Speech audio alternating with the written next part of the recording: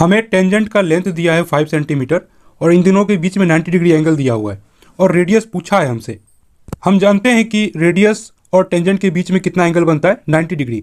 अब अगर हम सेंटर को इस पॉइंट से मिला दें, ज्वाइन कर दें, तो हमें दिखेगा कि सेंटर से जाने वाली लाइन इस पूरे एंगल को बराबर पार्ट्स में डिवाइड करती है। यानी कि अगर ये टोटल 90 डिग्री है तो ये ऊपर वाला कितना हो जाएगा, इसका आधा 45 है ना।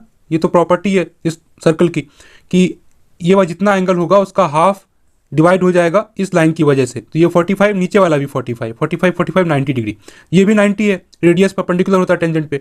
90 के सामने वाला जो साइड होता है वो हाइपोटेन्यूज होता है, उसे हम क्या कहते हैं, हाइपोटेन्यूज, है ना। ये हाइपोटेन्यूज हो गया और इस एंगल के सामने वाला साइड होता है परपेंडिकुलर। तो रेडियस हो गया हमारा परपेंडिकुलर, जो बच गया बचा हुआ बेस, है ना। तो इस ट्राइंगल में हमें दो चीज़ें नहीं मालूम है, एक तो परपेंडिकुलर नहीं मालूम है, हाइपोटेन्यूज नहीं मालूम है, एंगल और बेस मालूम है। लेकिन हमें हाइपोटेन्यूज से कोई लेना देना नहीं है, क्योंकि हाइपोटेन्यूज तो निकालना ही नहीं है, वो तो पूछा ही नहीं है हमसे, परपेंडिकुलर पूछा गया है। तो हम इस पर फोकस करेंगे। हमें परपेंडिकुलर और परपेंडिकुलर निकालना है, बेस मालूम है और एंगल मालूम है।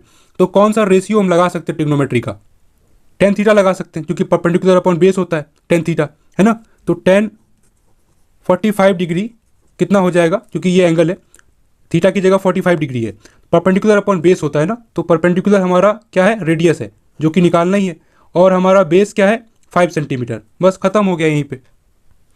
10 45 1 होता है ना, ठीक। और रेडियस हमें निकालना ही था, और नीचे में ये 5 है बेस में, तो ये 5 को उधर मल्टीप्लाई कर दिया तो रेडियस कितना आ जाएगा, 5 सेंटीमीटर, ठीक है। तो ये हमारा आंसर हो गया।